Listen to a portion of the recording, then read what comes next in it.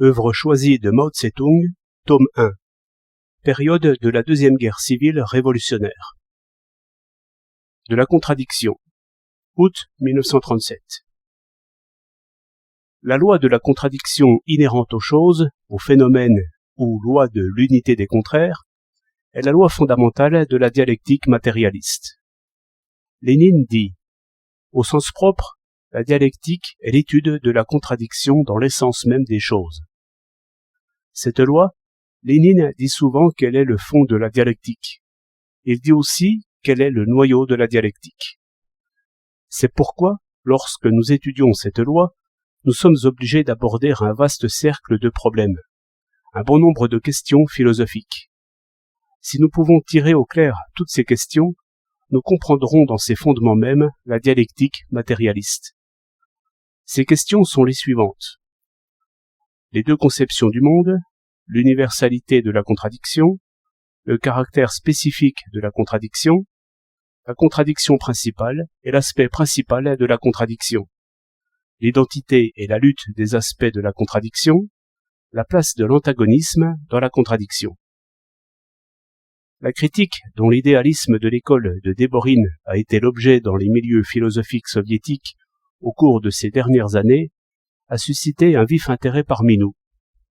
L'idéalisme de Déborine a exercé une influence des plus pernicieuses au sein du Parti communiste chinois, et on ne peut dire que les conceptions dogmatiques dans notre pays n'aient rien à voir avec cette école. Par conséquent, l'objectif principal dans notre étude de la philosophie, à l'heure actuelle, doit être d'extirper les conceptions dogmatiques. 1. Les deux conceptions du monde. Dans l'histoire de la connaissance humaine, il a toujours existé deux conceptions des lois du développement du monde. L'une est métaphysique, l'autre dialectique. Elles constituent deux conceptions du monde opposées.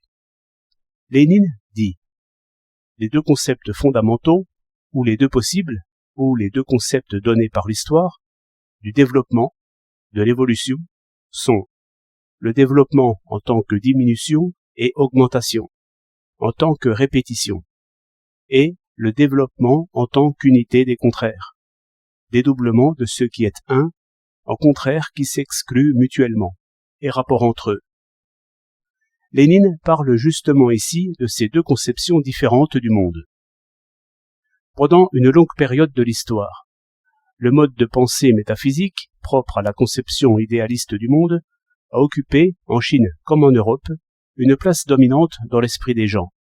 En Europe, le matérialisme lui-même, au début de l'existence de la bourgeoisie, a été métaphysique.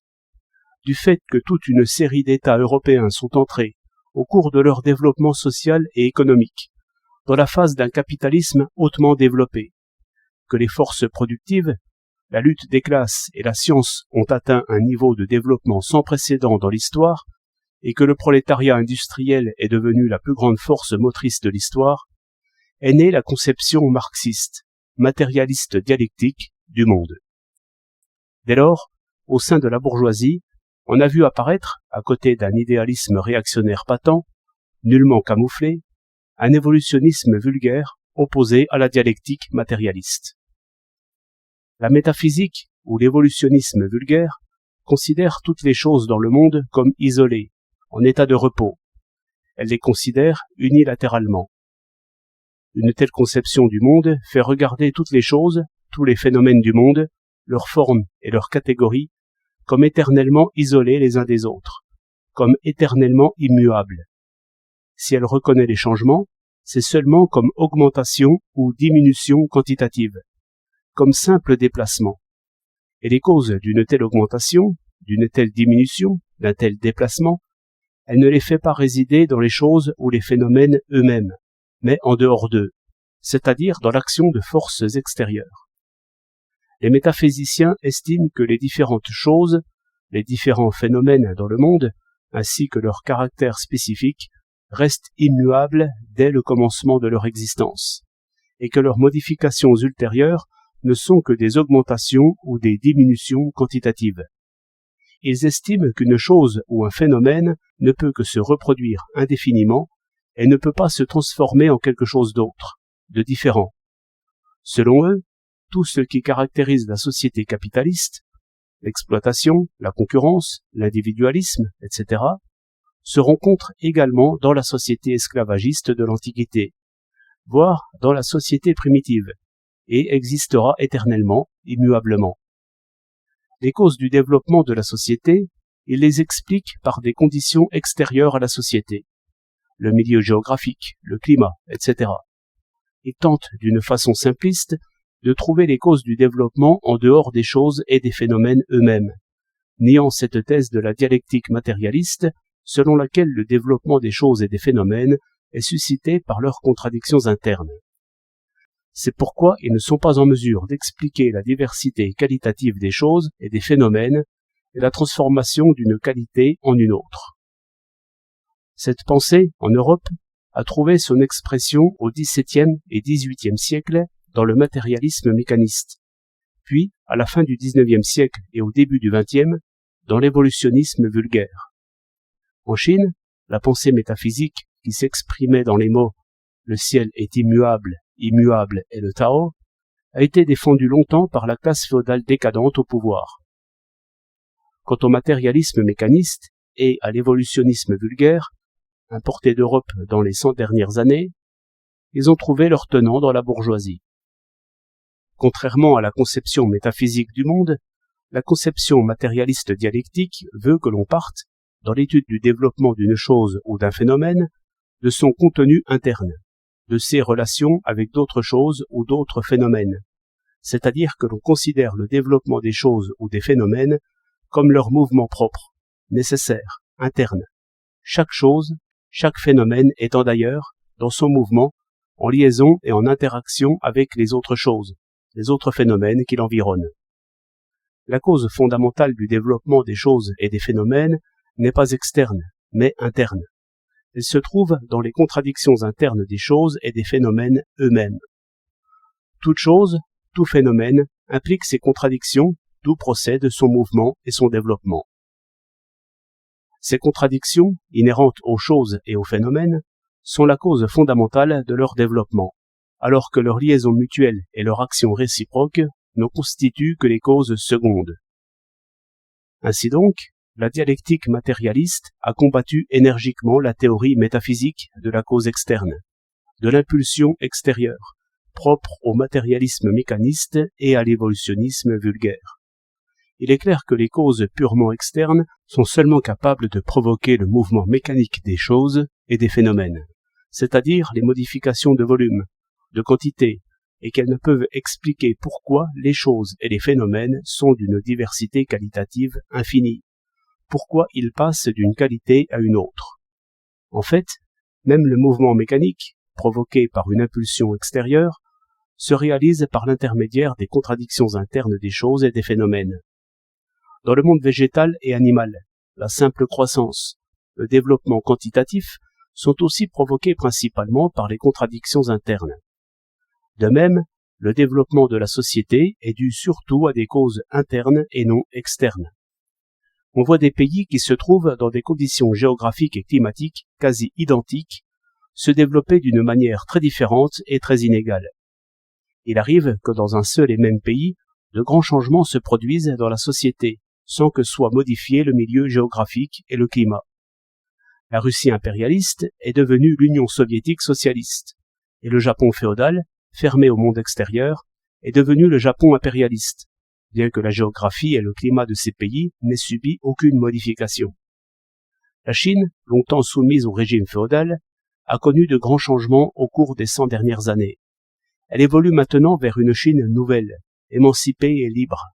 Et pourtant, ni la géographie ni le climat de la Chine ne se sont modifiés. Certes, des changements se produisent dans la géographie et le climat de tout le globe terrestre, et de chacune de ses parties, mais ils sont insignifiants en comparaison de ceux de la société.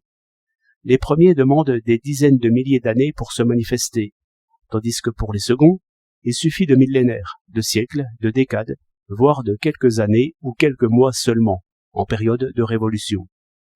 Selon le point de vue de la dialectique matérialiste, les changements dans la nature sont dus principalement au développement de ces contradictions internes. Ceux qui interviennent dans la société proviennent surtout du développement des contradictions à l'intérieur de la société, c'est-à-dire des contradictions entre les forces productives et les rapports de production, entre les classes, entre le nouveau et l'ancien.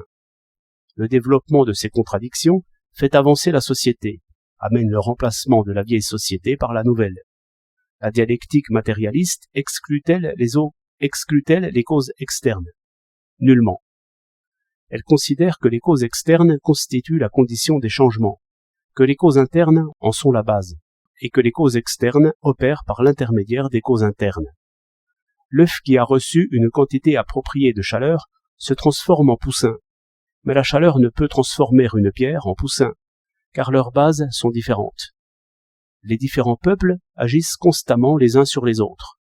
À l'époque du capitalisme, en particulier à l'époque de l'impérialisme et des révolutions prolétariennes, l'action exercée et l'effet produit par les différents pays les uns sur les autres, dans les domaines de la politique, de l'économie et de la culture, sont énormes. La révolution socialiste d'octobre a ouvert une ère nouvelle, non seulement dans l'histoire de la Russie, mais aussi dans celle du monde entier. Elle a influé sur les changements internes dans différents pays, mais aussi, avec une intensité particulière, sur les changements internes en Chine. Mais les modifications qui en ont résulté se sont produites par l'intermédiaire des lois internes propres à ces pays, propres à la Chine. De deux armées aux prises, l'une est victorieuse, l'autre est défaite. Cela est déterminé par des causes internes. La victoire est due soit à la puissance de l'armée, soit à la justesse de vue de son commandement. La défaite tient soit à la faiblesse de l'armée, soit aux erreurs commises par son commandement. C'est par l'intermédiaire des causes internes que les causes externes produisent leur effet. En Chine, si la grande bourgeoisie a vaincu en 1927 le prolétariat, c'est grâce à l'opportunisme qui se manifestait au sein même du prolétariat chinois, à l'intérieur du Parti communiste chinois. Lorsque nous en eûmes fini avec cet opportunisme, la révolution chinoise reprit son essor. Plus tard, elle a de nouveau sérieusement souffert des coups infligés par l'ennemi, cette fois à la suite des tendances aventuristes apparues au sein de notre parti. Et quand nous eûmes liquidé cet aventurisme, notre cause recommença à progresser. Il s'ensuit que pour conduire la révolution à la victoire, un parti doit s'appuyer sur la justesse de sa ligne politique et la solidité de son organisation. La conception dialectique du monde apparaît en Chine et en Europe dès l'Antiquité. Toutefois, la dialectique des temps anciens avait quelque chose de spontané, de primitif. En raison des conditions sociales et historiques d'alors, elle ne pouvait encore constituer un système théorique, donc expliquer le monde sous tous ses aspects, et elle fut remplacée par la métaphysique. Le célèbre philosophe allemand Hegel, qui a vécu à la fin du XVIIIe siècle et au début du XIXe, a apporté une très importante contribution à la dialectique. Toutefois, sa dialectique était idéaliste. C'est seulement lorsque Marx et Engels, les grands protagonistes du mouvement prolétarien, eurent généralisé les résultats positifs obtenus par l'humanité au cours du développement de la connaissance, et qu'ils eurent, en particulier, repris dans un esprit critique les éléments rationnels de la dialectique de Hegel et créé la grande théorie du matérialisme dialectique et historique, qu'une révolution sans précédent se produisit dans l'histoire de la connaissance humaine. Cette théorie fut développée plus tard par Lénine et Staline. Dès qu'elle pénétra en Chine, elle provoqua d'immenses changements dans la pensée chinoise. La conception dialectique du monde nous apprend surtout à observer et à analyser le mouvement contradictoire dans les différentes choses, les différents phénomènes, et à déterminer, sur la base de cette analyse, les méthodes propres à résoudre les contradictions. C'est pourquoi la compréhension concrète de la loi de la contradiction inhérente aux choses et aux phénomènes est pour nous d'une importance extrême. 2. L'universalité de la contradiction. Pour la commodité de l'exposé, je m'arrêterai en premier lieu à l'universalité de la contradiction, puis à son caractère spécifique. En effet, depuis la découverte de la conception matérialiste dialectique du monde par les grands fondateurs et continuateurs du marxisme, Marx, Engels, Lénine et Staline, la dialectique matérialiste a été appliquée avec le plus grand succès à l'analyse de nombreux aspects de l'histoire humaine et de l'histoire naturelle, ainsi qu'à la transformation de nombreux aspects de la société et de la nature, par exemple en URSS. L'universalité de la contradiction est donc déjà largement reconnu et nous n'aurons pas besoin de l'expliquer longuement. Par contre, le caractère spécifique de la contradiction est pour nombre de camarades, en particulier les dogmatiques, une question où ils ne voient pas encore clair. Ils ne comprennent pas que dans les contradictions, l'universel existe dans le spécifique. Ils ne comprennent pas non plus combien il est important, pour diriger le cours de notre pratique révolutionnaire, d'étudier le spécifique dans les contradictions inhérentes aux choses et aux phénomènes concrets devant lesquels nous nous trouvons. Nous devons donc étudier le caractère spécifique de la contradiction avec une attention particulière, en accordant une place suffisante à son examen. C'est pourquoi, dans notre analyse de la loi de la contradiction inhérente aux choses et aux phénomènes, nous commencerons par examiner le problème de l'universalité de la contradiction, puis nous analyserons plus particulièrement son caractère spécifique, pour revenir finalement au problème de l'universalité. L'universalité ou le caractère absolu de la contradiction a une double signification. La première est que les contradictions existent dans le processus de développement de toute chose et de tout phénomène. La seconde, que, dans le processus de développement de chaque chose, de chaque phénomène, le mouvement contradictoire existe du début à la fin. Engels a dit « Le mouvement lui-même est une contradiction ». La définition, donnée par Lénine, de la loi de l'unité des contraires, dit qu'elle reconnaît, découvre, des tendances contradictoires, opposées et s'excluant mutuellement dans tous les phénomènes et processus de la nature, et de l'esprit et de la société dans ce nombre. Ces idées sont-elles justes? Oui, elles le sont. Dans toutes les choses et tous les phénomènes, l'interdépendance et la lutte des aspects contradictoires qui leur sont propres déterminent leur vie et animent leur développement. Il n'est rien qui ne contienne des contradictions. Sans contradiction, pas d'univers. La contradiction est la base des formes simples du mouvement, par exemple le mouvement mécanique, et à plus forte raison des formes complexes du mouvement. Engels a expliqué de la façon suivante l'universalité de la contradiction. Si le simple changement mécanique de lieu contient déjà en lui-même une contradiction, à plus forte raison les formes supérieures de mouvement de la matière, et tout particulièrement la vie organique et son développement. La vie consiste au premier chef précisément en ce qu'un être est à chaque instant le même et pourtant un autre. La vie est donc également une contradiction qui, présente dans les choses et les processus eux-mêmes, se pose et se résout constamment. Et dès que la contradiction cesse, la vie cesse aussi, la mort intervient.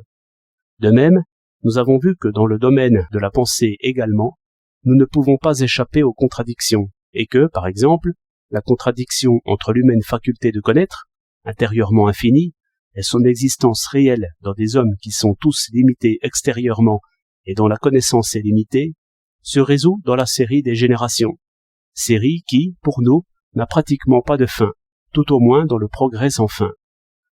L'un des fondements principaux des mathématiques supérieures est la contradiction. Mais les mathématiques inférieures, déjà, fourmillent de contradictions.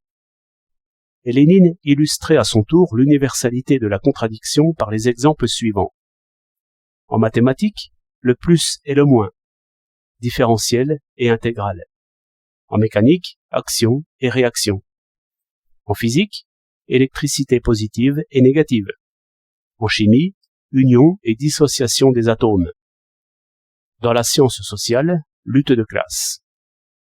Dans la guerre, l'offensive et la défensive, l'avance et la retraite, la victoire et la défaite sont autant de couples de phénomènes contradictoires dont l'un ne peut exister sans l'autre. Les deux aspects sont à la fois en lutte et en interdépendance. Cela constitue l'ensemble d'une guerre, impulse le développement de la guerre et permet de résoudre les problèmes de la guerre. Il convient de considérer toute différence dans nos concepts comme le reflet de contradictions objectives. La réflexion des contradictions objectives dans la pensée subjective forme le mouvement contradictoire des concepts, stimule le développement des idées, résout continuellement les problèmes qui se posent à la pensée humaine. L'opposition et la lutte entre conceptions différentes apparaissent constamment au sein du parti. C'est le reflet, dans le parti, des contradictions de classe et des contradictions entre le nouveau et l'ancien existant dans la société. S'il n'y avait pas, dans le parti, de contradictions et de luttes idéologiques pour résoudre les contradictions, la vie du parti prendrait fin. Il ressort de là que partout, dans chaque processus, il existe des contradictions, aussi bien dans les formes simples du mouvement que dans ses formes complexes, dans les phénomènes objectifs que dans les phénomènes de la pensée. Ce point est maintenant éclairci. Mais la contradiction existe-t-elle également au stade initial de chaque processus? Le processus de développement de toute chose, de tout phénomène, connaît-il un mouvement contradictoire du début à la fin? L'école de Déborine, comme la lecture des articles dans lesquels les philosophes soviétiques la soumettent à la critique permet de le constater, considère que la contradiction n'apparaît pas dès le début du processus, mais à un certain stade de son développement. Il s'ensuit que jusqu'à ce moment, le développement du processus se poursuit non sous l'action des causes internes, mais sous celle des causes externes. Déborine revient ainsi aux théories métaphysiques des causes externes et du mécanisme. Appliquant cette façon de voir à l'analyse des problèmes concrets, l'école de Déborine arrive à la conclusion que, dans les conditions de l'Union soviétique, il existe entre les koulaks et la masse paysanne seulement des différences, et non des contradictions, et elle approuve entièrement Boukharine. Étudiant la Révolution française, elle soutient qu'avant la Révolution, il existait également au sein du tiers-État, composé des ouvriers, des paysans et de la bourgeoisie, seulement des différences et non des contradictions. Ces vues de l'école de Déborine sont anti-marxistes. Cette école ne comprend pas que dans toute différence, il y a déjà une contradiction, et que la différence elle-même constitue une contradiction. La contradiction entre le travail et le capital est née avec l'apparition de la bourgeoisie et du prolétariat, mais elle n'est devenue aiguë que plus tard.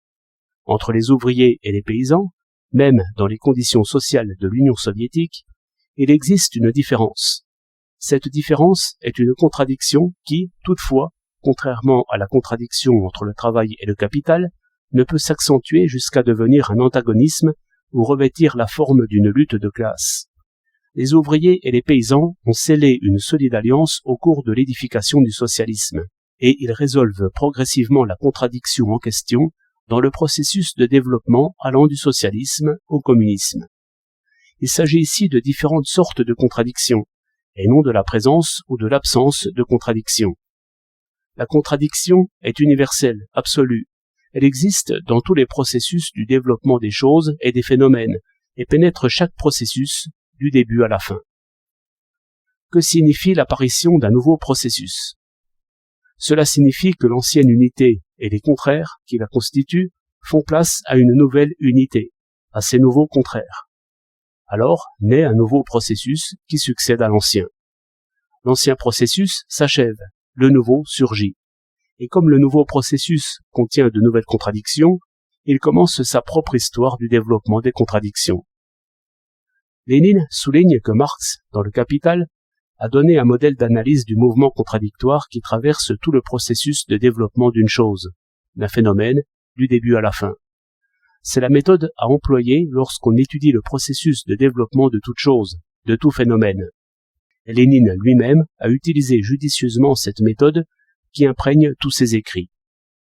Marx, dans le Capital, analyse d'abord ce qu'il y a de plus simple, de plus habituel, de fondamental, de plus fréquent, de plus ordinaire, ce qui se rencontre des milliards de fois. Les rapports dans la société bourgeoise, marchande, l'échange de marchandises. Son analyse fait apparaître dans ce phénomène élémentaire, dans cette cellule de la société bourgeoise, tous les antagonismes de la société moderne. La suite de l'exposé nous montre le développement et la croissance et le mouvement de ces antagonismes et de cette société dans le epsilon de ses diverses parties, depuis son début jusqu'à la fin. Et Lénine ajoute, tel doit être aussi le mode d'exposition de la dialectique en général. Les communistes chinois doivent s'assimiler cette méthode s'ils veulent analyser d'une manière correcte l'histoire et la situation actuelle de la révolution chinoise et en déduire les perspectives. 3. Le caractère spécifique de la contradiction. Les contradictions existent dans le processus de développement de toutes les choses, de tous les phénomènes, et elles pénètrent le processus de développement de chaque chose, de chaque phénomène, du commencement à la fin. C'est là l'universalité et le caractère absolu de la contradiction, dont nous avons parlé précédemment. Arrêtons-nous maintenant sur ce qu'il y a de spécifique et de relatif dans les contradictions. Il convient d'étudier cette question sur plusieurs plans. En premier lieu, les contradictions des différentes formes de mouvement de la matière revêtent toutes un caractère spécifique. La connaissance de la matière par l'homme, c'est la connaissance de ses formes de mouvement, étant donné que, dans le monde, il n'y a rien d'autre que la matière en mouvement, le mouvement de la matière revêtant d'ailleurs toujours des formes déterminées. En nous penchant sur chaque forme de mouvement de la matière, nous devons porter notre attention sur ce qu'elle a de commun avec les autres formes de mouvement. Mais ce qui est encore plus important, ce qui sert de base à notre connaissance des choses, c'est de noter ce que cette forme de mouvement a de proprement spécifique, c'est-à-dire ce qui la différencie qualitativement des autres formes de mouvement. C'est seulement de cette manière qu'on peut distinguer une chose d'une autre. Toute forme de mouvement contient en soi ses propres contradictions spécifiques, lesquelles constituent cette essence spécifique qui différencie une chose des autres. C'est cela qui est la cause interne, ou si l'on veut, la base de la diversité infinie des choses dans le monde. Il existe dans la nature une multitude de formes du mouvement. Le mouvement mécanique, le son, la lumière, la chaleur, l'électricité, la dissociation, la combinaison, etc. Toutes ces formes du mouvement de la matière sont en interdépendance, mais se distinguent les unes des autres dans leur essence. L'essence spécifique de chaque forme de mouvement est déterminée par les contradictions spécifiques qui lui sont inhérentes. Il en est ainsi non seulement de la nature, mais également des phénomènes de la société et de la pensée. Chaque forme sociale, chaque forme de la pensée, contient ses contradictions spécifiques et possède son essence spécifique. La délimitation des différentes sciences se fonde justement sur les contradictions spécifiques contenues dans les objets respectifs qu'elles étudient. Ainsi, les contradictions propres à la sphère d'un phénomène donné constituent l'objet d'étude d'une branche déterminée de la science.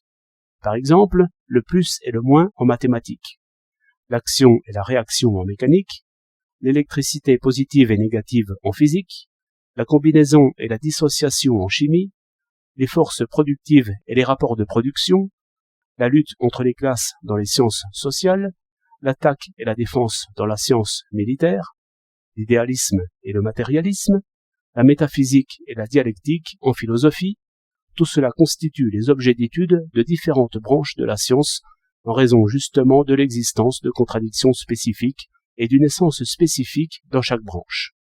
Certes, faute de connaître ce qu'il y a d'universel dans les contradictions, il est impossible de découvrir les causes générales ou les bases générales du mouvement, du développement des choses et des phénomènes. Mais si l'on n'étudie pas ce qu'il y a de spécifique dans les contradictions, il est impossible de déterminer cette essence spécifique qui distingue une chose des autres. Impossible de découvrir les causes spécifiques ou les bases spécifiques du mouvement, du développement des choses et des phénomènes. Impossible par conséquent de distinguer les choses et les phénomènes, de délimiter les domaines de la recherche scientifique. Si l'on considère l'ordre suivi par le mouvement de la connaissance humaine, on voit que celle-ci part toujours de la connaissance du particulier et du spécifique pour s'élargir graduellement jusqu'à atteindre celle du général. Les hommes commencent toujours par connaître d'abord l'essence spécifique d'une multitude de choses différentes avant d'être en mesure de passer à la généralisation et de connaître l'essence commune des choses. Quand ils sont parvenus à cette connaissance, elle leur sert de guide pour étudier plus avant les différentes choses concrètes qui n'ont pas encore été étudiées ou qui l'ont été insuffisamment, de façon à trouver leur essence spécifique. C'est ainsi seulement qu'ils peuvent compléter, enrichir et développer leur connaissance de l'essence commune des choses et l'empêcher de se dessécher ou de se pétrifier. Ce sont là les deux étapes du processus de la connaissance. La première va du spécifique au général, la seconde du général au spécifique. Le développement de la connaissance humaine représente toujours un mouvement en spirale et, si l'on observe rigoureusement la méthode scientifique, chaque cycle élève la connaissance à un degré supérieur et sans cesse l'approfondit. L'erreur de nos dogmatiques dans cette question consiste en ceci. D'une part, ils ne comprennent pas que c'est seulement après avoir étudié ce qu'il y a de spécifique dans la contradiction et pris connaissance de l'essence spécifique des choses particulières qu'on peut atteindre à la pleine connaissance de l'universalité de la contradiction et de l'essence commune des choses. Et, d'autre part, ils ne comprennent pas qu'après avoir pris connaissance de l'essence commune des choses, nous devons aller plus avant et étudier les choses concrètes, qui ont été insuffisamment étudiées ou qui apparaissent pour la première fois. Nos dogmatiques sont des paresseux et se refusent à tout effort dans l'étude des choses concrètes, considèrent les vérités générales comme quelque chose qui tombe du ciel, en font des formules purement abstraites, inaccessibles à l'entendement humain, nient totalement et renversent l'ordre normal que suivent les hommes pour arriver à la connaissance de la vérité. Ils ne comprennent pas non plus la liaison réciproque entre les deux étapes du processus de la connaissance humaine, du spécifique au général et du général au spécifique. Ils n'entendent rien à la théorie marxiste de la connaissance. Il faut étudier non seulement les contradictions spécifiques de chacun des grands systèmes de forme du mouvement de la matière et l'essence déterminée par ces contradictions, mais aussi les contradictions spécifiques et l'essence de chacune de ces formes de mouvement de la matière à chaque étape du long chemin que suit le développement de celle-ci. Toute forme du mouvement, dans chaque processus de développement qui est réel et non imaginaire, est qualitativement différente. Dans notre étude, il convient d'accorder une attention particulière à cela et de plus de commencer par là. Les contradictions qualitativement différentes ne peuvent se résoudre que par des méthodes qualitativement différentes. Ainsi, la contradiction entre le prolétariat et la bourgeoisie se résout par la révolution socialiste. La contradiction entre les masses populaires et le régime féodal par la révolution démocratique. La contradiction entre les colonies et l'impérialisme par la guerre révolutionnaire nationale. La contradiction entre la classe ouvrière et la paysannerie dans la société socialiste par la collectivisation et la mécanisation de l'agriculture. Les contradictions au sein du Parti communiste se résolvent par la critique et l'autocritique. Les contradictions entre la société et la nature par le développement des forces productives. Les processus changent.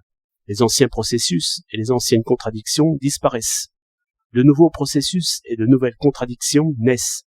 Et les méthodes pour résoudre celles-ci sont en conséquence différentes elles aussi. Les contradictions résolues par la révolution de février et les contradictions résolues par la révolution d'octobre en Russie, de même que les méthodes employées pour les résoudre, étaient entièrement différentes.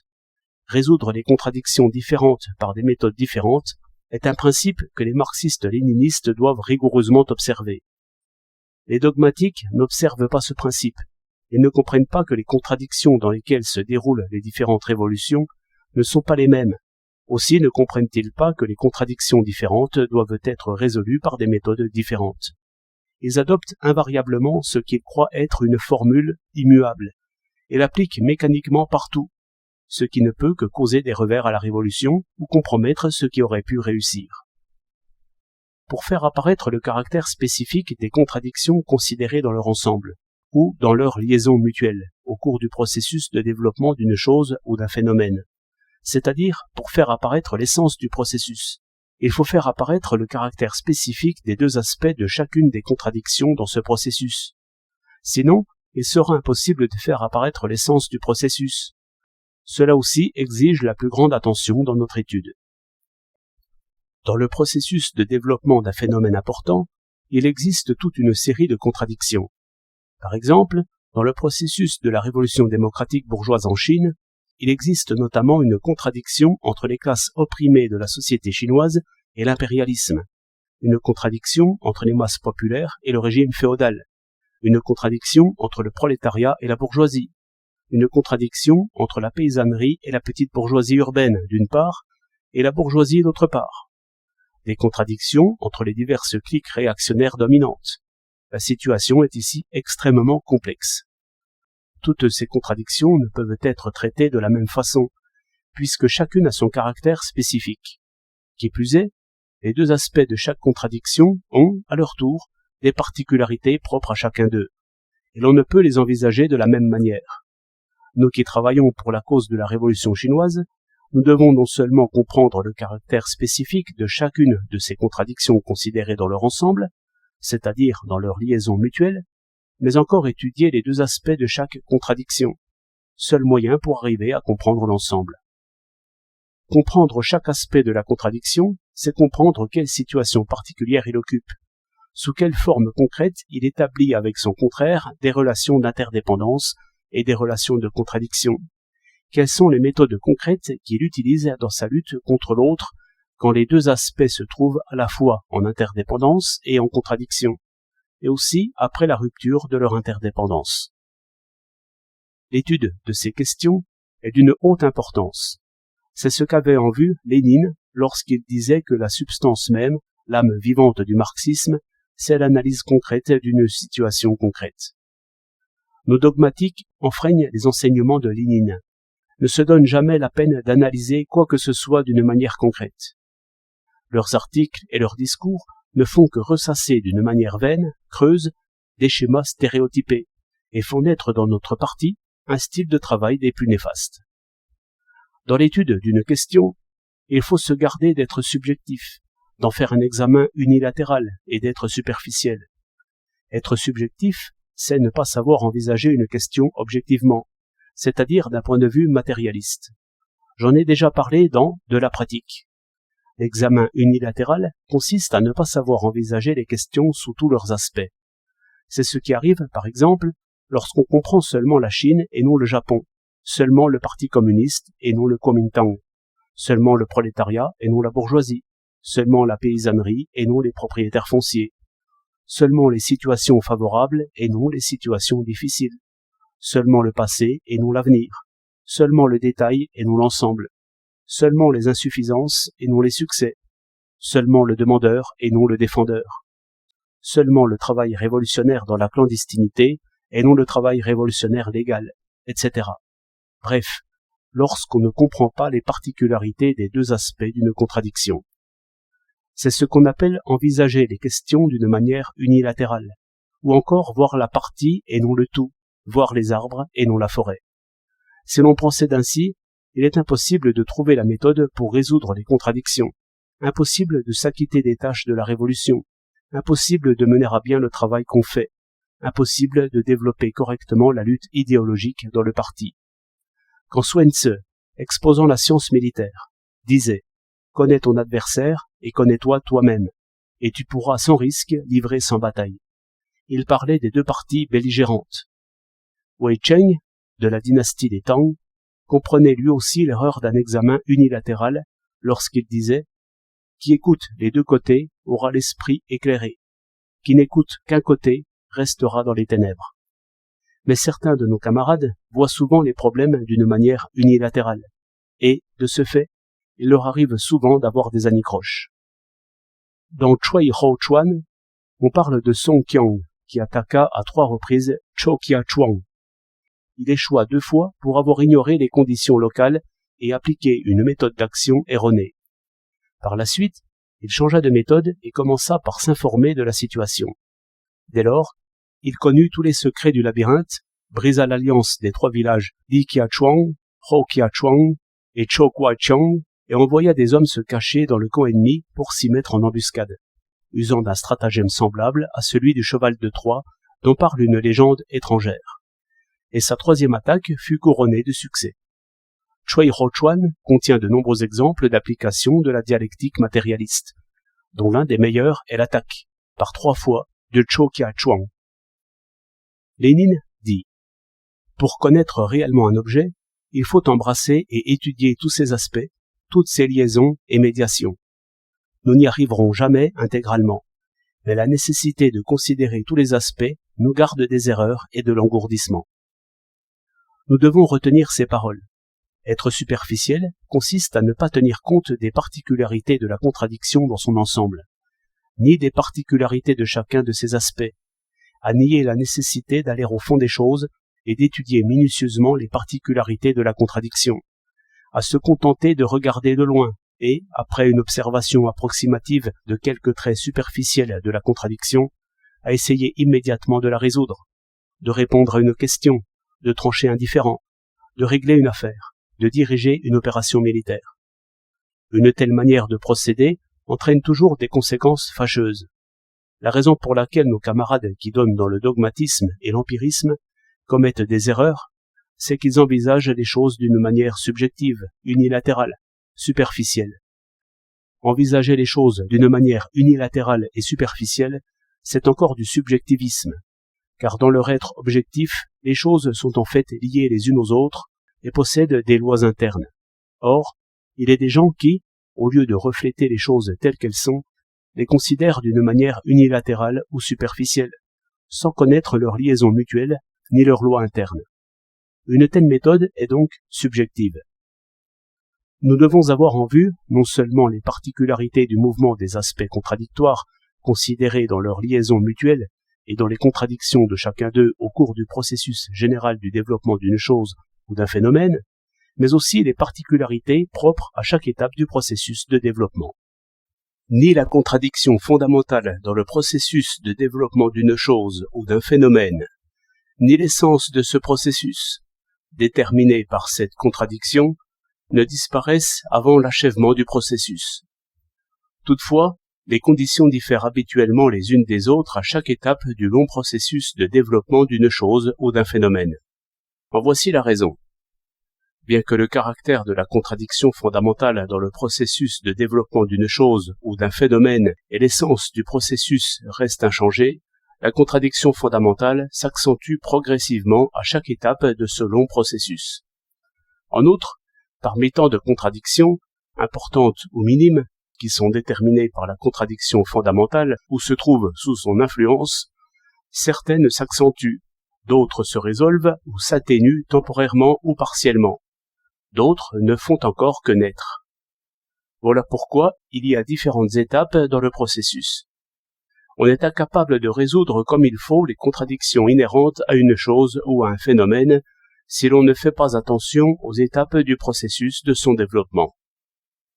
Lorsque, par exemple, le capitalisme de l'époque de la libre concurrence se transforma en impérialisme, ni le caractère de classe des deux classes en contradiction fondamentale, le prolétariat et la bourgeoisie, ni l'essence capitaliste de la société ne subirent aucun changement.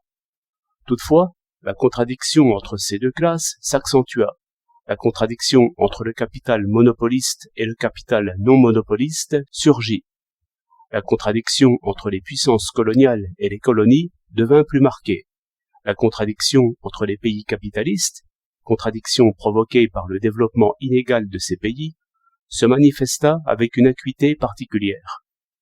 Dès lors apparut un stade particulier du capitalisme, le stade de l'impérialisme. Le léninisme est le marxisme de l'époque de l'impérialisme et de la révolution prolétarienne, précisément parce que Lénine et Staline ont donné une explication juste de ces contradictions et formulé correctement la théorie et la tactique de la révolution prolétarienne appelée à les résoudre.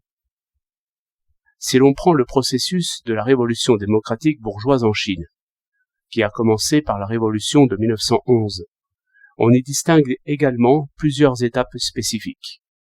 En particulier, la période de la Révolution où sa direction a été bourgeoise et la période où sa direction est assumée par le prolétariat représentent deux étapes historiques dont la différence est considérable. En d'autres termes, la direction exercée par le prolétariat changea radicalement le visage de la Révolution, conduisit à un rajustement des rapports entre les classes, amena un large développement de la révolution paysanne, imprima à la révolution dirigée contre l'impérialisme et le féodalisme un caractère conséquent, créa la possibilité du passage de la révolution démocratique à la révolution socialiste, etc. Tout cela était impossible à l'époque où la direction de la révolution appartenait à la bourgeoisie. Bien que la nature de la contradiction fondamentale du processus pris dans son ensemble, c'est-à-dire le caractère de révolution démocratique anti-impérialiste et anti-féodale du processus, l'autre aspect de la contradiction étant le caractère semi-colonial et semi-féodal du pays, n'eût subi aucun changement, on vit se produire au cours de cette longue période des événements aussi importants que la défaite de la Révolution de 1911 et l'établissement du pouvoir des seigneurs de guerre du Peiyang, la création du premier front uni national et la Révolution de 1924-1927. La rupture du front uni et le passage de la bourgeoisie dans le camp de la contre-révolution, les conflits entre les nouveaux seigneurs de guerre, la guerre révolutionnaire agraire, la création du second front uni national et la guerre de résistance contre le Japon, autant d'étapes de développement en l'espace de 20 et quelques années. Ces étapes sont caractérisées notamment par le fait que certaines contradictions se sont accentuées. Par exemple, la guerre révolutionnaire agraire et l'invasion des 4 provinces du Nord-Est par le Japon, que d'autres se sont trouvées partiellement ou provisoirement résolues. Par exemple, l'anéantissement des seigneurs de guerre du Peiyang, la confiscation par nous des terres des propriétaires fonciers. Que d'autres, enfin, ont surgi. Par exemple, la lutte entre les nouveaux seigneurs de guerre, la reprise des terres par les propriétaires fonciers après la perte de nos bases révolutionnaires dans le Sud. Lorsqu'on étudie le caractère spécifique des contradictions à chaque étape du processus de développement d'une chose ou d'un phénomène, il faut non seulement considérer ces contradictions dans leur liaison mutuelle ou dans leur ensemble, mais également envisager les deux aspects de chaque contradiction. Par exemple, le Kuomintang et le Parti communiste. Prenons l'un des aspects de cette contradiction, le Kuomintang. Aussi longtemps qu'il suivit, dans la période du premier Front uni, les 3 thèses politiques fondamentales de Sun Yat-sen, alliance avec la Russie, alliance avec le Parti communiste et soutien aux ouvriers et aux paysans, il conserva son caractère révolutionnaire et sa vigueur. Il représenta l'alliance des différentes classes dans la révolution démocratique. Après 1927, il se transforma en son contraire, en devenant un bloc réactionnaire des propriétaires fonciers et de la grande bourgeoisie. Après l'incident de Xi'an en décembre 1936, un nouveau changement commença à se produire en son sein, dans le sens de la cessation de la guerre civile et de l'alliance avec le Parti communiste pour une lutte commune contre l'impérialisme japonais. Telles sont les particularités du Kuomintang à ces 3 étapes. Leur apparition a eu, bien entendu, des causes multiples. Prenons maintenant l'autre aspect, le Parti communiste chinois. Dans la période du premier Front uni, il était encore fort jeune. Il dirigea courageusement la révolution de 1924-1927, mais montra son manque de maturité dans la façon dont il comprit le caractère, les tâches et les méthodes de la révolution. C'est pourquoi le Chento-sioïsme, qui était apparu dans la dernière période de cette révolution, eut la possibilité d'y exercer son action et conduisit la révolution à la défaite. Après 1927, le Parti communiste dirigea courageusement la guerre révolutionnaire agraire, créa une armée révolutionnaire et des bases révolutionnaires, mais commit des erreurs de caractère aventuriste, à la suite de quoi l'armée et les bases d'appui subirent de grosses pertes. Depuis 1935, il a surmonté ces erreurs et dirige le nouveau Front uni pour la résistance au Japon. Cette grande lutte est en train de se développer. À l'étape présente, le Parti communiste est un parti qui a déjà subi l'épreuve de 2 révolutions et qui possède une riche expérience. Telles sont les particularités du Parti communiste chinois à ces 3 étapes. Leur apparition a eu également des causes multiples. Faute d'étudier ces particularités, il est impossible de comprendre les relations spécifiques entre le Kuomintang et le Parti communiste aux diverses étapes de leur développement. Création d'un front uni, rupture de ce front, création d'un nouveau front uni. Mais pour étudier les diverses particularités des 2 partis, il est encore plus indispensable d'étudier la base de classe des 2 partis et les contradictions qui en résultent dans différentes périodes entre chacun de ces partis et les autres forces. Par exemple, dans la période de sa première alliance avec le Parti communiste, le Kuomintang se trouvait en contradiction avec les impérialistes étrangers, ce qui l'amena à s'opposer à l'impérialisme. D'autre part, il se trouvait en contradiction avec les masses populaires à l'intérieur du pays. Bien qu'en parole il fit toutes sortes de promesses mirifiques aux travailleurs, il ne leur accordait en fait que très peu de choses, voire rien du tout.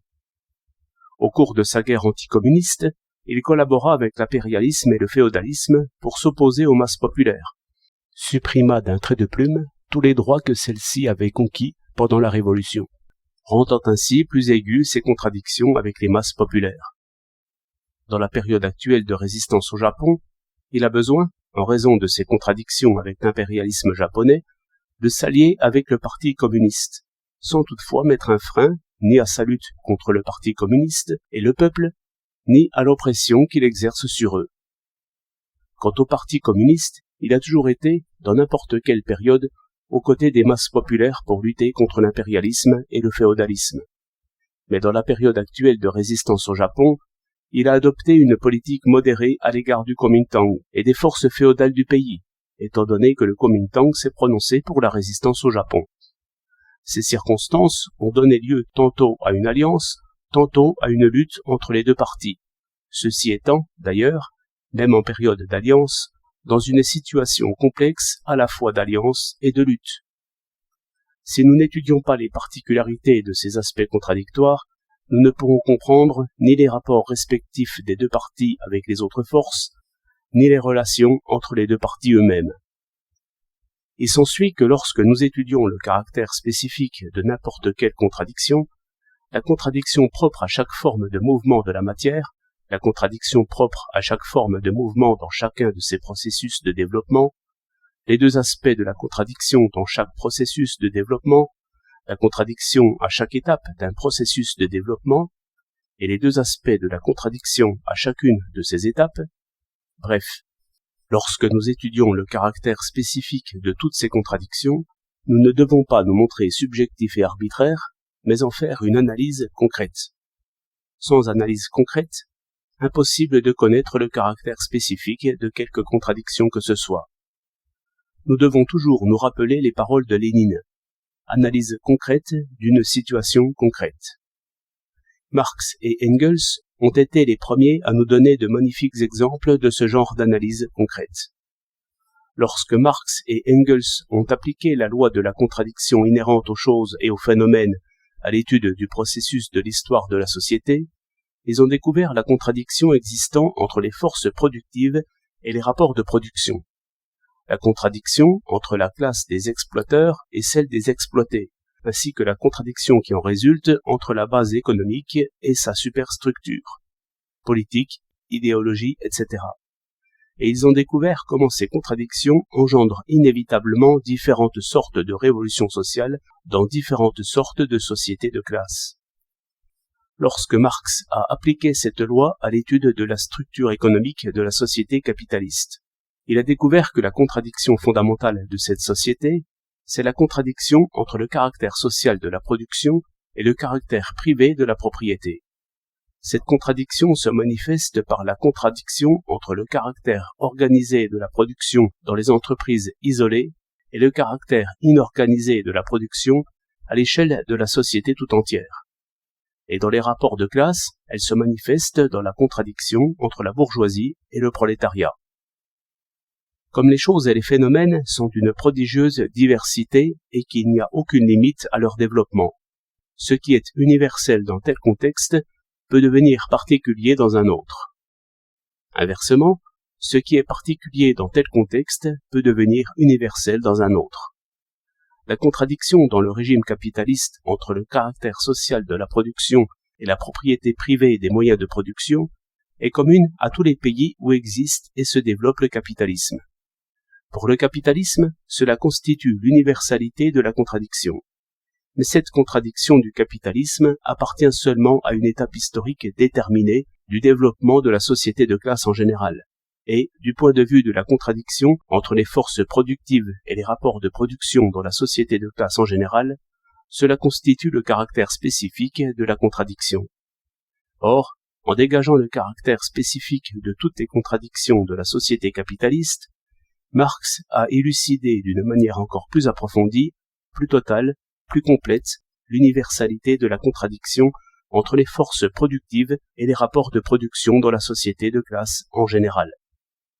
L'unité du spécifique et de l'universel, la présence dans chaque chose de ce que la contradiction a d'universel aussi bien que de ce qu'elle a de spécifique, l'universel existant dans le spécifique, nous oblige, quand nous étudions une chose déterminée, à découvrir le spécifique et l'universel ainsi que leur liaison mutuelle, à découvrir le spécifique et l'universel au sein de la chose elle-même, ainsi que leur liaison mutuelle, à découvrir la liaison que cette chose entretient avec les nombreuses autres choses extérieures à elle. En dégageant les racines historiques du léninisme, Staline analyse, dans son célèbre ouvrage Des principes du léninisme, la situation internationale qui a donné naissance au léninisme. Il analyse les contradictions du capitalisme qui ont atteint un point extrême dans les conditions de l'impérialisme. Il montre comment ces contradictions ont fait de la révolution prolétarienne une question d'activité pratique immédiate, et ont créé les conditions favorables à un assaut direct contre le capitalisme. De plus, il analyse les raisons pour lesquelles la Russie est devenue le foyer du léninisme, expliquant pourquoi la Russie tsariste fut alors le point crucial de toutes les contradictions de l'impérialisme, et pourquoi c'est justement le prolétariat russe qui a pu devenir l'avant-garde du prolétariat révolutionnaire international. Ainsi, Staline a analysé l'universalité de la contradiction propre à l'impérialisme, montrant que le léninisme est le marxisme de l'époque de l'impérialisme et de la révolution prolétarienne. Mais il a aussi analysé le caractère spécifique de l'impérialisme de la Russie tsariste dans cette contradiction générale, montrant que la Russie est devenue la patrie de la théorie et de la tactique de la révolution prolétarienne et que ce caractère spécifique contenait en lui l'universalité de la contradiction. L'analyse de Staline est pour nous un modèle de la connaissance du caractère spécifique et de l'universalité de la contradiction, ainsi que de leur liaison mutuelle. En traitant la question de l'emploi de la dialectique dans l'étude des phénomènes objectifs, Marx et Engels, et également Lénine et Staline, ont toujours indiqué qu'il faut se garder de tout subjectivisme et de tout arbitraire, qu'il faut partir des conditions concrètes du mouvement réel objectif pour découvrir dans ces phénomènes les contradictions concrètes, la situation concrète de chaque aspect de la contradiction, et le rapport mutuel concret des contradictions. Nos dogmatiques n'ont pas cette attitude dans l'étude, aussi ne se font-ils jamais une idée juste d'une chose. Nous devons tirer la leçon de leur échec et parvenir à acquérir cette attitude, la seule qui soit correcte dans l'étude. La relation entre l'universalité et le caractère spécifique de la contradiction, c'est la relation entre le général et le particulier. Le général réside dans le fait que les contradictions existent dans tous les processus, et pénètrent tous les processus, du début à la fin. Mouvement, chose, processus, pensée, tout est contradiction. Nier la contradiction dans les choses et les phénomènes, c'est tout nier. C'est là une vérité universelle, valable pour tous les temps et tous les pays, sans exception. C'est pourquoi la contradiction est générale, absolue. Toutefois, ce général n'existe que dans le particulier. Sans particulier, point de général. Si tout particulier en est exclu, que reste-t-il du général? C'est le fait que chaque contradiction a son caractère spécifique propre qui donne naissance au particulier. Tout élément particulier est conditionné, passager et partant relatif. Cette vérité concernant le général et le particulier, l'absolu et le relatif, est la quintessence de la question des contradictions inhérentes aux choses et aux phénomènes. Ne pas comprendre cette vérité, c'est se refuser à la dialectique. 4. La contradiction principale et l'aspect principal de la contradiction. Dans la question du caractère spécifique de la contradiction, il reste deux éléments qui requièrent une analyse particulière, à savoir la contradiction principale et l'aspect principal de la contradiction. Dans un processus de développement complexe d'une chose ou d'un phénomène, il existe toute une série de contradictions. L'une d'elles est nécessairement la contradiction principale, dont l'existence et le développement déterminent l'existence et le développement des autres contradictions ou agissent sur eux.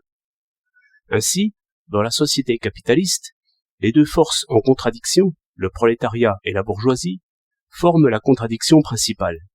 Les autres contradictions, comme par exemple la contradiction entre les restes de la classe féodale et la bourgeoisie, la contradiction entre la petite bourgeoisie paysanne et la bourgeoisie, la contradiction entre le prolétariat et la petite bourgeoisie paysanne, la contradiction entre la bourgeoisie libérale et la bourgeoisie monopoliste, la contradiction entre la démocratie et le fascisme au sein de la bourgeoisie, les contradictions entre les pays capitalistes et les contradictions entre l'impérialisme et les colonies sont toutes déterminées par la contradiction principale ou soumises à son action.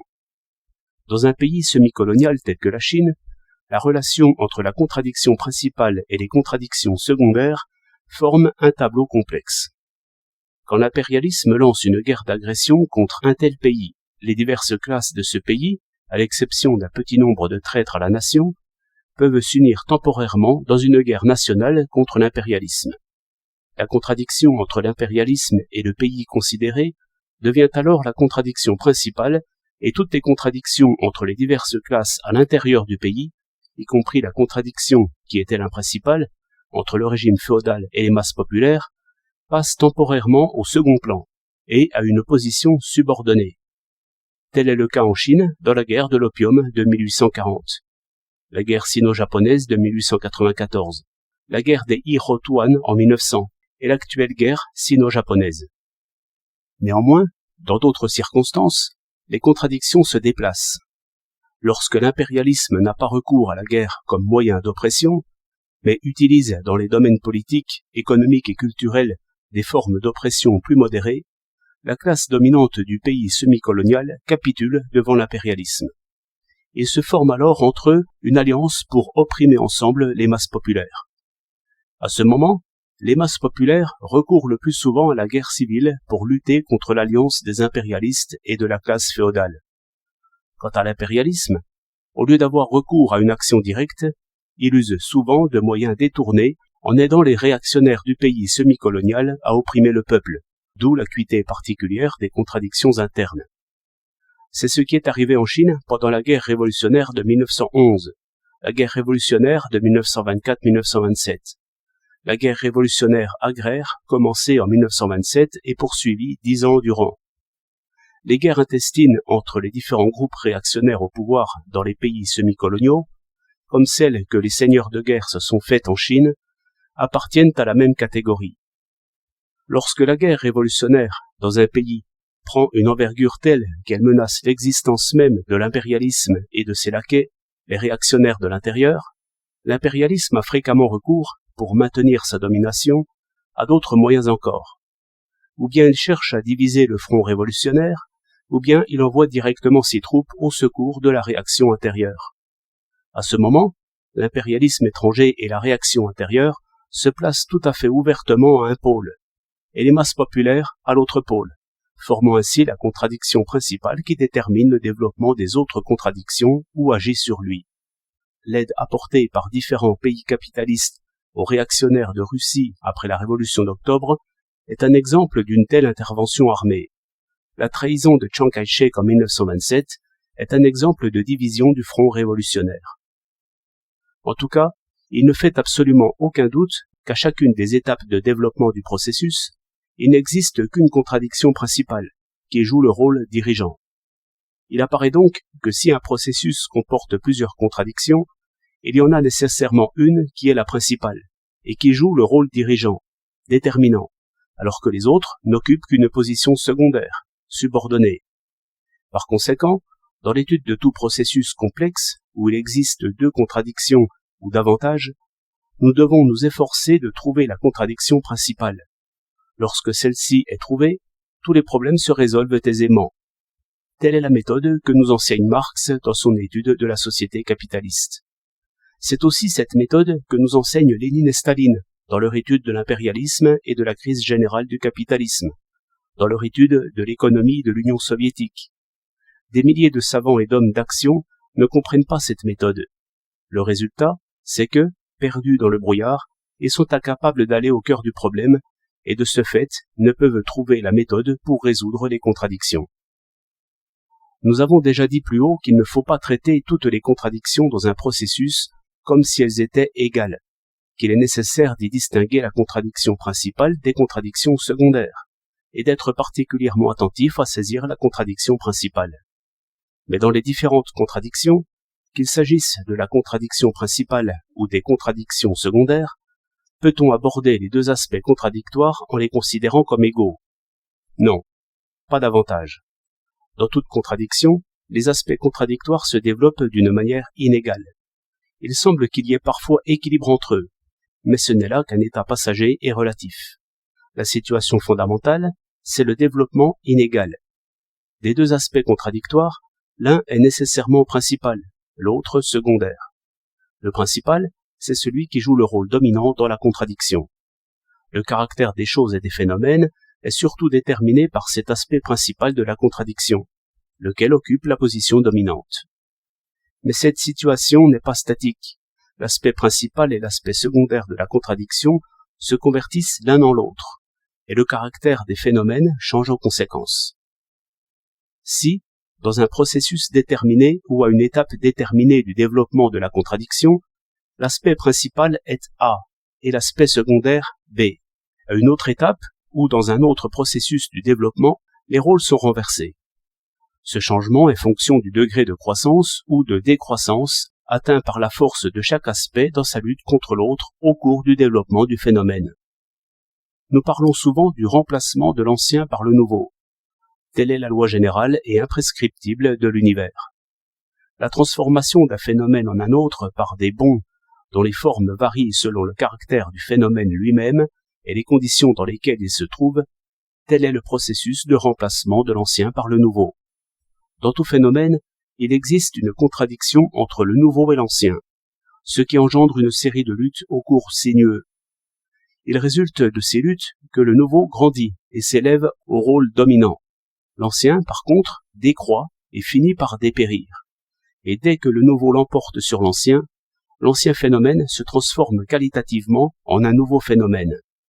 Il ressort de là que la qualité d'une chose ou d'un phénomène est surtout déterminée par l'aspect principal de la contradiction, lequel occupe la position dominante.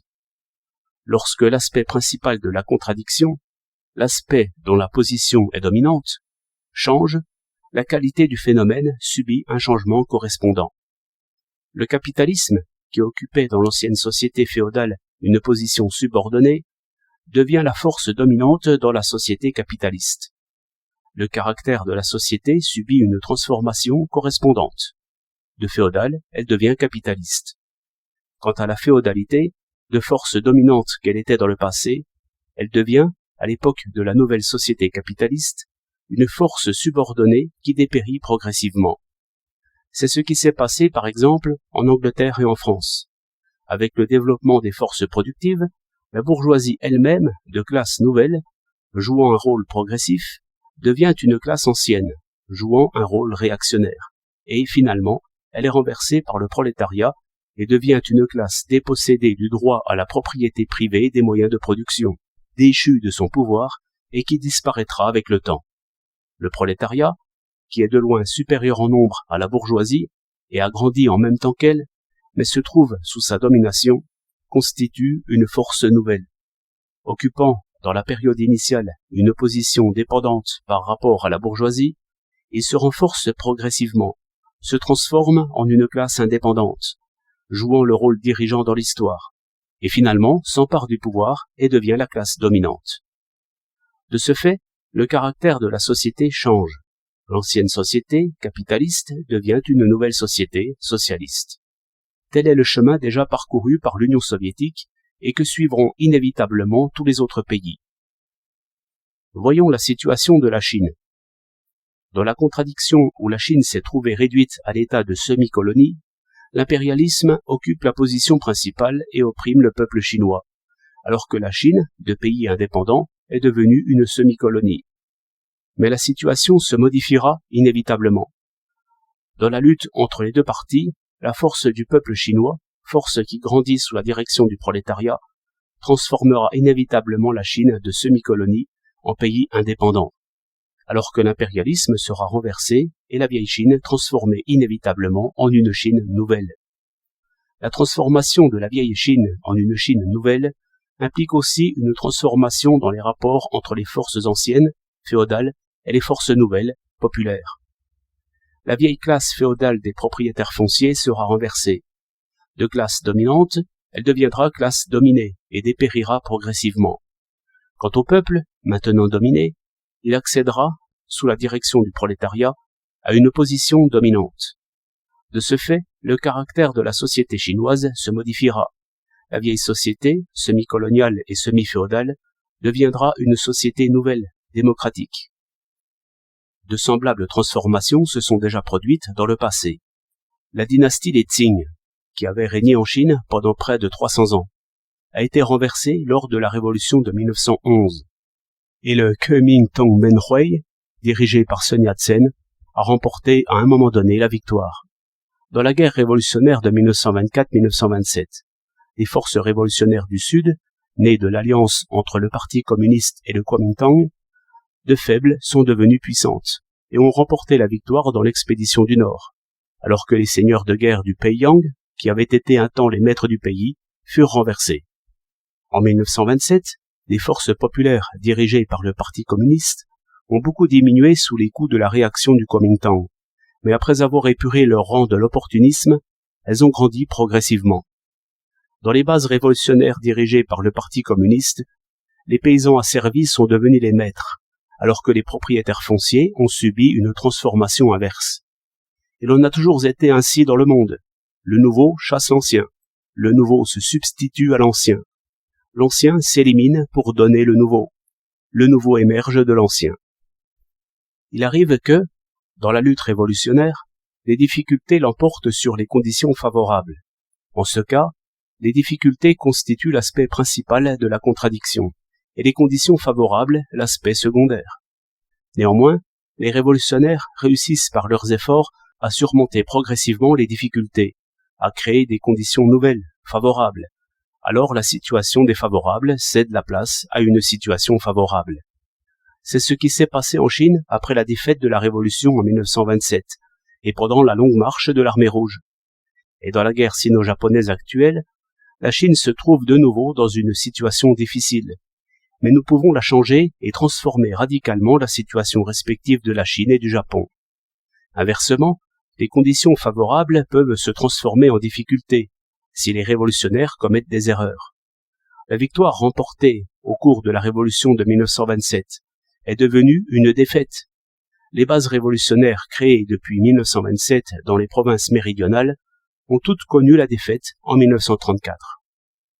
Il en va de même dans notre étude, en ce qui concerne la contradiction dans le passage de l'ignorance à la connaissance. Tout au début de notre étude du marxisme, il existe une contradiction entre notre ignorance ou notre connaissance limitée du marxisme et la connaissance du marxisme. Toutefois, en nous appliquant, nous parviendrons à transformer cette ignorance en connaissance, cette connaissance limitée en connaissance profonde, l'application à l'aveugle du marxisme en une application avec maîtrise. D'aucuns pensent qu'il n'en est pas ainsi pour certaines contradictions. Selon eux, par exemple, dans la contradiction entre les forces productives et les rapports de production, l'aspect principal est constitué par les forces productives. Dans la contradiction entre la théorie et la pratique, l'aspect principal est constitué par la pratique. Dans la contradiction entre la base économique et la superstructure, l'aspect principal est représenté par la base économique. Les positions respectives des aspects ne se convertissent pas l'une en l'autre. Cette conception est celle du matérialisme mécaniste et non du matérialisme dialectique. Certes, les forces productives, la pratique et la base économique jouent en général le rôle principal, décisif, et quiconque le nie n'est pas un matérialiste. Mais il faut reconnaître que dans des conditions déterminées, les rapports de production, la théorie et la superstructure peuvent, à leur tour, jouer le rôle principal, décisif. Lorsque, faute de modification dans les rapports de production, les forces productives ne peuvent plus se développer, la modification des rapports de production joue le rôle principal, décisif. Lorsqu'on est dans le cas dont parle Lénine, sans théorie révolutionnaire, pas de mouvement révolutionnaire, la création et la propagation de la théorie révolutionnaire jouent le rôle principal, décisif. Lorsqu'on a à accomplir une tâche, peu importe laquelle, et qu'on n'a pas encore fixé une orientation, une méthode, un plan ou une politique, ce qu'il y a de principal, de décisif, c'est de définir une orientation, une méthode, un plan ou une politique. Lorsque la superstructure, politique, culture, etc., entrave le développement de la base économique, les transformations politiques et culturelles deviennent la chose principale, décisive. Allons-nous à l'encontre du matérialisme en disant cela? Non, car tout en reconnaissant que dans le cours général du développement historique, le matériel détermine le spirituel, l'être social détermine la conscience sociale, nous reconnaissons et devons reconnaître l'action en retour du spirituel sur le matériel, de la conscience sociale sur l'être social, de la superstructure sur la base économique. Ce faisant, nous ne contredisons pas le matérialisme, mais, évitant de tomber dans le matérialisme mécaniste, nous nous en tenons fermement au matérialisme dialectique. Si, dans l'étude du caractère spécifique de la contradiction, nous ne considérons pas les deux situations qui s'y présentent, la contradiction principale et les contradictions secondaires d'un processus, ainsi que l'aspect principal et l'aspect secondaire de la contradiction. C'est-à-dire, si nous ne considérons pas le caractère distinctif de ces deux situations dans la contradiction, nous tombons dans l'abstraction et ne pouvons comprendre concrètement où en est cette contradiction, ni par conséquent découvrir la méthode correcte pour la résoudre. Le caractère distinctif ou le caractère spécifique de ces deux situations représente l'inégalité des forces en contradiction. Rien au monde ne se développe d'une manière absolument égale, et nous devons combattre la théorie du développement égal ou la théorie de l'équilibre. Et c'est dans ces situations concrètes des contradictions et dans les changements auxquels sont soumis l'aspect principal et l'aspect secondaire de la contradiction dans le processus de développement que se manifeste précisément la force du nouveau qui vient remplacer l'ancien. L'étude des différents états d'inégalité dans les contradictions, de la contradiction principale et des contradictions secondaires, de l'aspect principal et de l'aspect secondaire de la contradiction, est une méthode importante dont se sert un parti révolutionnaire pour déterminer correctement sa stratégie et sa tactique en matière politique et militaire. Elle doit attirer l'attention de tous les communistes. 5. L'identité et la lutte des aspects de la contradiction. Après avoir élucidé le problème de l'universalité et du caractère spécifique de la contradiction, nous devons passer à l'étude de la question de l'identité et de la lutte des aspects de la contradiction. L'identité, l'unité, la coïncidence, l'interpénétration, l'imprégnation réciproque, l'interdépendance, ou bien le conditionnement mutuel, la liaison réciproque ou la coopération mutuelle, tous ces termes ont la même signification et se rapportent aux deux points suivants.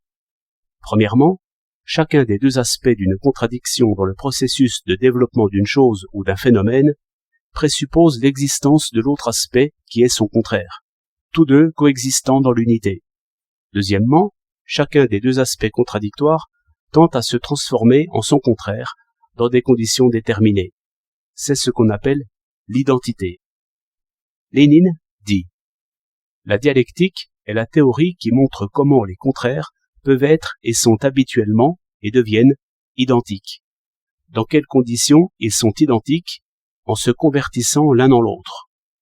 Pourquoi l'entendement humain ne doit pas prendre ses contraires pour morts, pétrifiés, mais pour vivants, conditionnés, mobiles, se convertissant l'un en l'autre. Que signifie ce passage de Lénine ?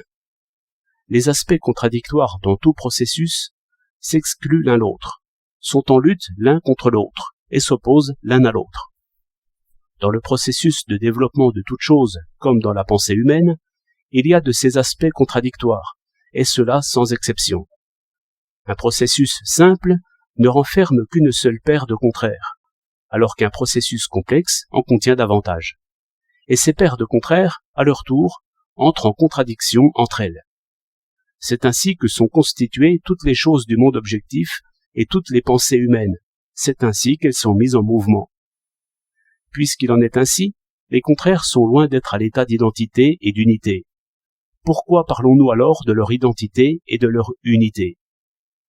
C'est que les aspects contradictoires ne peuvent exister isolément, l'un sans l'autre. Si l'un des deux aspects opposés, contradictoires, fait défaut, les conditions d'existence de l'autre aspect disparaissent aussi. Réfléchissez. L'un quelconque des deux aspects contradictoires d'une chose ou d'un concept né dans l'esprit des hommes peut-il exister indépendamment de l'autre ? Sans vie, pas de mort. Sans mort, pas de vie. Sans haut, pas de bas. Sans bas, pas de haut. Sans malheur, pas de bonheur. Sans bonheur, pas de malheur. Sans facile, pas de difficile. Sans difficile, pas de facile. Sans propriétaire foncier, pas de fermier. Sans fermier, pas de propriétaire foncier. Sans bourgeoisie, pas de prolétariat.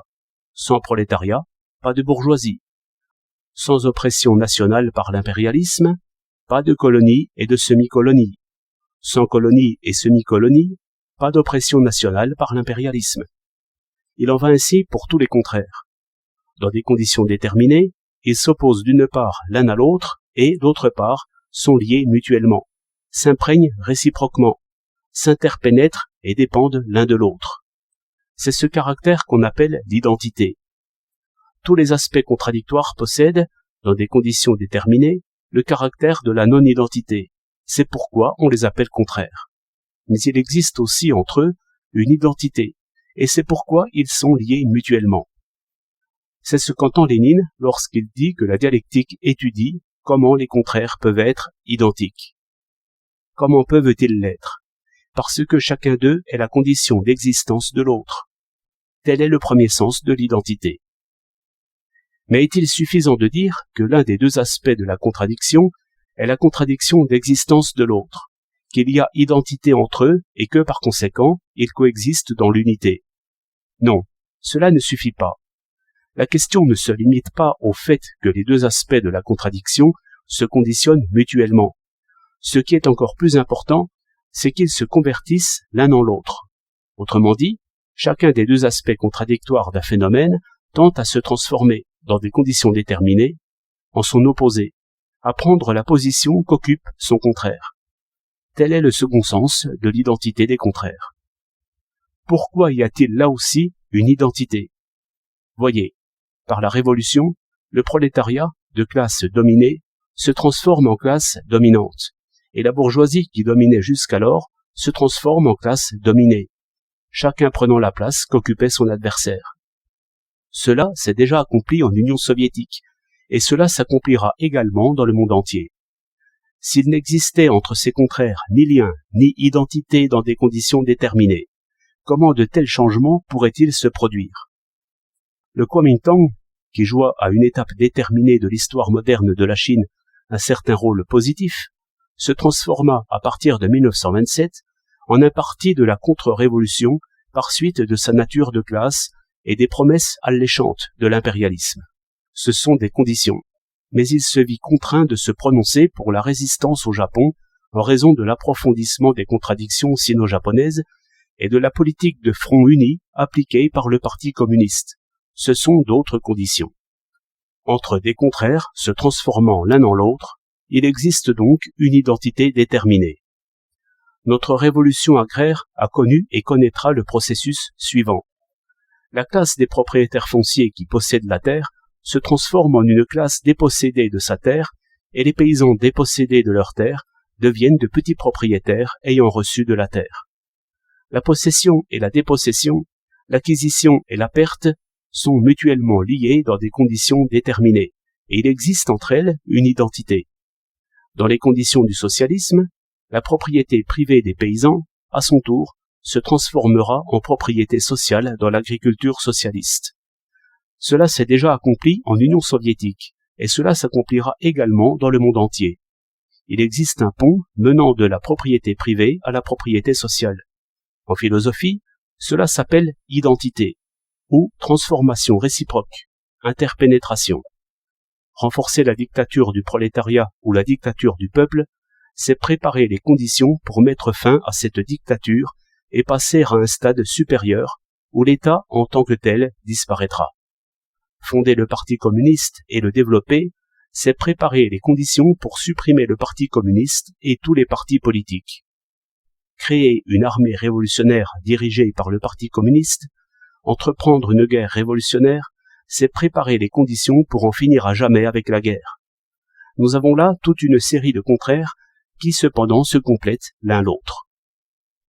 La guerre et la paix, comme chacun le sait, se convertissent l'une en l'autre. La guerre est remplacée par la paix. Par exemple, la Première Guerre mondiale se transforma en paix de l'après-guerre. Actuellement, la guerre civile a cessé en Chine et la paix s'est établie dans le pays. La paix est remplacée par la guerre. En 1927, par exemple, la coopération entre le Kuomintang et le Parti communiste se transforma en guerre. Il est possible aussi que la paix actuelle dans le monde se transforme en un second conflit mondial. Pourquoi cela? Parce que dans la société de classe, entre les aspects contradictoires, tels la guerre et la paix, il existe, dans des conditions déterminées, une identité. Tous les contraires sont liés entre eux. Non seulement ils coexistent dans l'unité, dans des conditions déterminées, mais ils se convertissent l'un en l'autre dans d'autres conditions déterminées, Tel est le plein sens de l'identité des contraires. C'est justement ce dont parle Lénine. Comment les contraires sont habituellement et deviennent identiques. Dans quelles conditions ils sont identiques en se convertissant l'un dans l'autre. L'entendement humain ne doit pas prendre ces contraires pour morts, pétrifiés, mais pour vivants, conditionnés, mobiles, se convertissant l'un dans l'autre. Pourquoi cela? Parce que c'est justement ainsi que sont les choses et les phénomènes dans la réalité objective.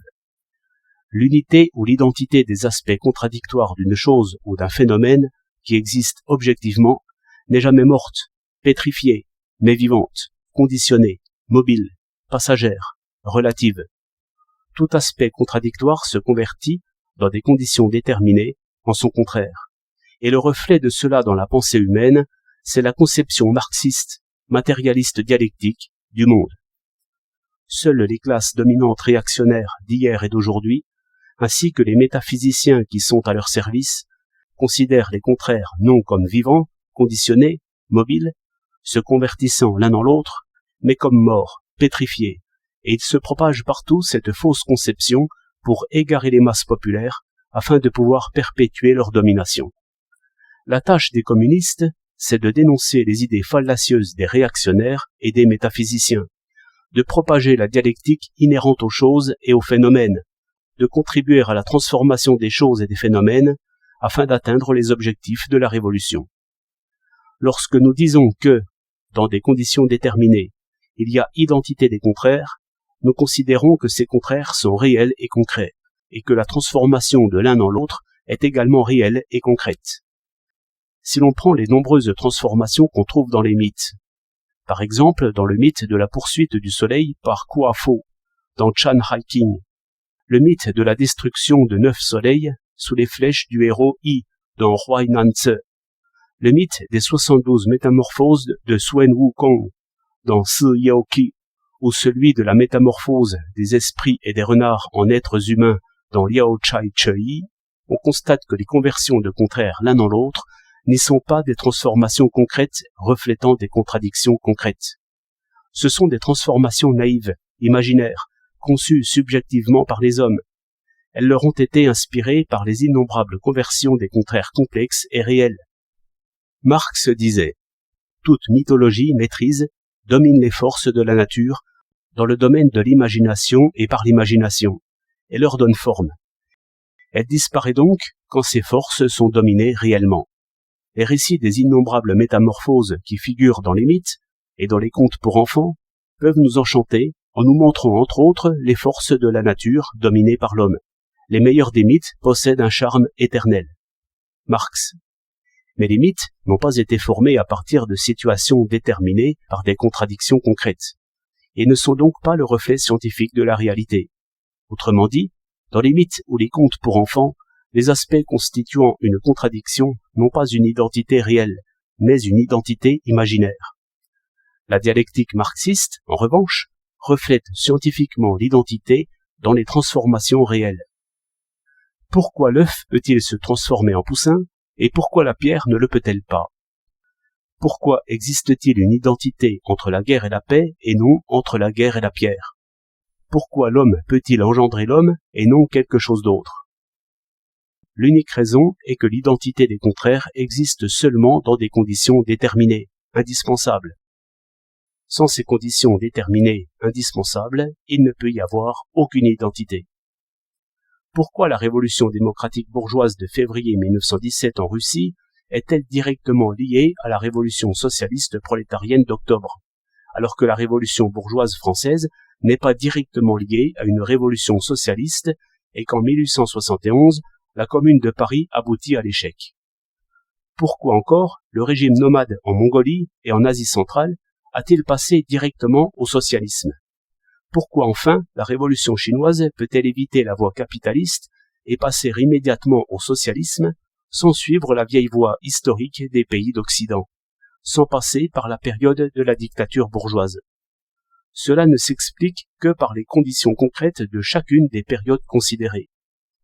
Quand les conditions déterminées, indispensables, sont réunies, des contraires déterminés apparaissent dans le processus de développement d'une chose ou d'un phénomène, et ses contraires, au nombre de 2 ou plus, se conditionnent mutuellement et se convertissent l'un en l'autre.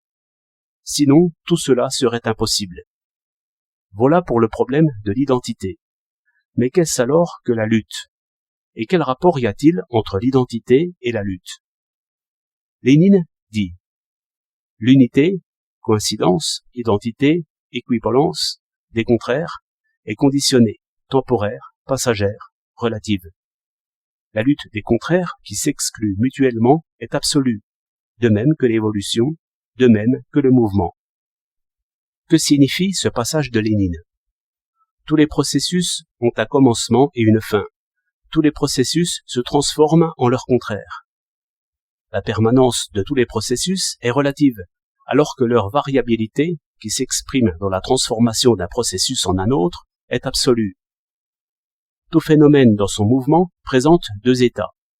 Un état de repos relatif et un état de changement évident.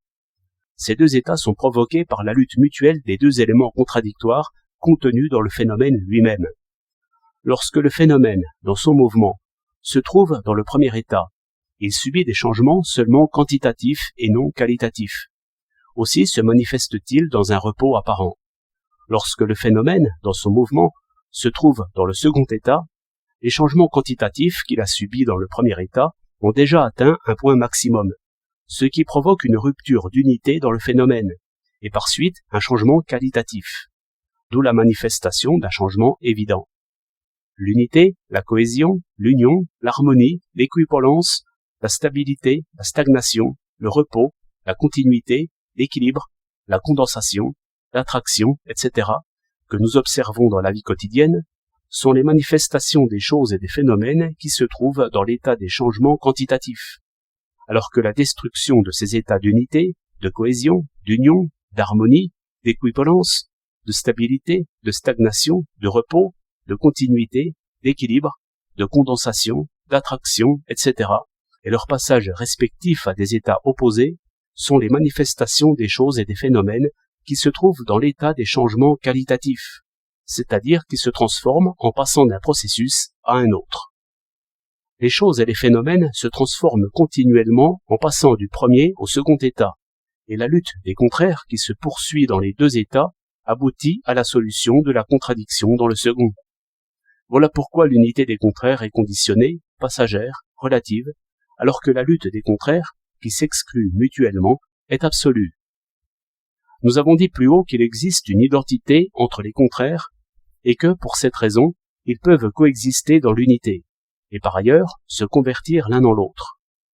Tout est donc dans les conditions, c'est-à-dire que, dans des conditions déterminées, ils peuvent arriver à l'unité et se convertir l'un en l'autre, et que, sans ces conditions, il leur est impossible de constituer une contradiction ou de coexister dans l'unité, de même que de se transformer l'un en l'autre. L'identité des contraires se forme seulement dans des conditions déterminées. C'est pourquoi l'identité est conditionnée, relative.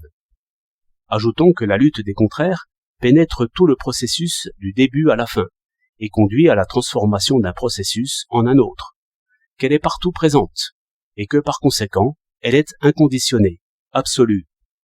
L'identité conditionnée et relative unie à la lutte inconditionnée et absolue forme le mouvement contradictoire dans toute chose et tout phénomène. Nous autres Chinois, nous disons souvent, les choses s'opposent l'une à l'autre et se complètent l'une l'autre. Cela signifie qu'il y a identité entre les choses qui s'opposent. Ces paroles contiennent la dialectique. Elles contredisent la métaphysique. Les choses s'opposent l'une à l'autre, cela signifie que les 2 aspects contradictoires s'excluent l'un l'autre, ou qu'ils luttent l'un contre l'autre. Elles se complètent l'une l'autre, cela signifie que dans des conditions déterminées, les 2 aspects contradictoires s'unissent et réalisent l'identité. Et il y a lutte dans l'identité. Sans lutte, il n'y a pas d'identité. Dans l'identité, il y a la lutte, dans le spécifique, l'universel, et dans le particulier, le général. Pour reprendre la parole de Lénine, il y a de l'absolu dans le relatif. 6. La place de l'antagonisme dans la contradiction. Dans le problème de la lutte des contraires est incluse la question de savoir ce qu'est l'antagonisme. À cette question, nous répondons que l'antagonisme est l'une des formes et non l'unique forme de la lutte des contraires. Dans l'histoire de l'humanité, l'antagonisme entre les classes existe en tant qu'expression particulière de la lutte des contraires. Considérons la contradiction entre la classe des exploiteurs et celle des exploités. Ces deux classes en contradiction coexistent pendant une période prolongée dans la même société, qu'elle soit esclavagiste, féodale ou capitaliste, et elles luttent entre elles. Mais c'est seulement lorsque la contradiction entre les deux classes a atteint un certain stade de son développement qu'elle prend la forme d'un antagonisme ouvert et aboutit à la révolution. Il en va de même de la transformation de la paix en guerre dans la société de classe. Dans une bombe, avant l'explosion, les contraires, par suite de conditions déterminées, coexistent dans l'unité, et c'est seulement avec l'apparition de nouvelles conditions, allumage, que se produit l'explosion. Une situation analogue se retrouve dans tous les phénomènes de la nature, où, finalement, la solution d'une ancienne contradiction et la naissance d'une nouvelle se produisent sous forme d'un conflit ouvert. Il est extrêmement important de connaître ce fait. Il nous aide à comprendre que, dans la société de classe, les révolutions et les guerres révolutionnaires sont inévitables, que, sans elles, il est impossible de réaliser des bonds dans le développement de la société, de renverser la classe réactionnaire dominante et de permettre au peuple de prendre le pouvoir. Les communistes doivent dénoncer la propagande mensongère des réactionnaires, affirmant par exemple que la révolution sociale n'est pas nécessaire et qu'elle est impossible.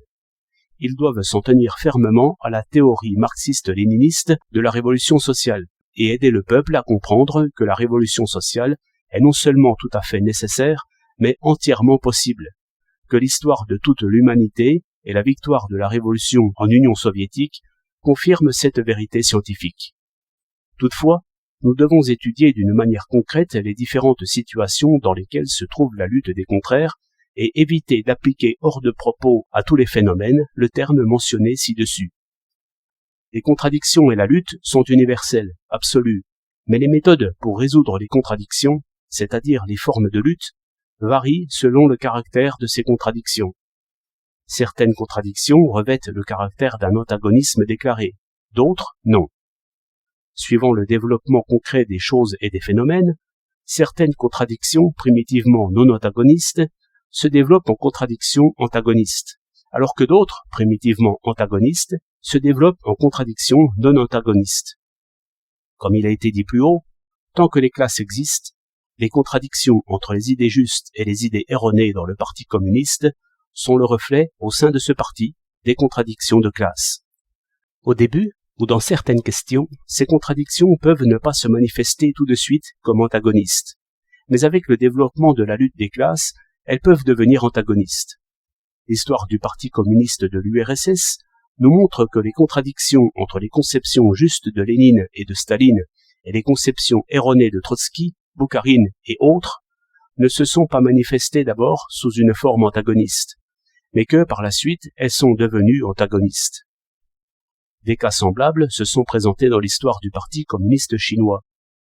Les contradictions entre les conceptions justes de nombreux camarades de notre parti et les conceptions erronées de Chen Taoxiao, Chang Kuo-tao et autres ne se sont pas manifestées non plus au début sous une forme antagoniste, mais elles sont devenues antagonistes plus tard.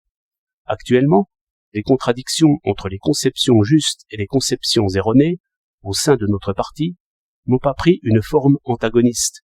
Elles n'iront pas jusqu'à l'antagonisme si les camarades qui ont commis des erreurs savent les corriger.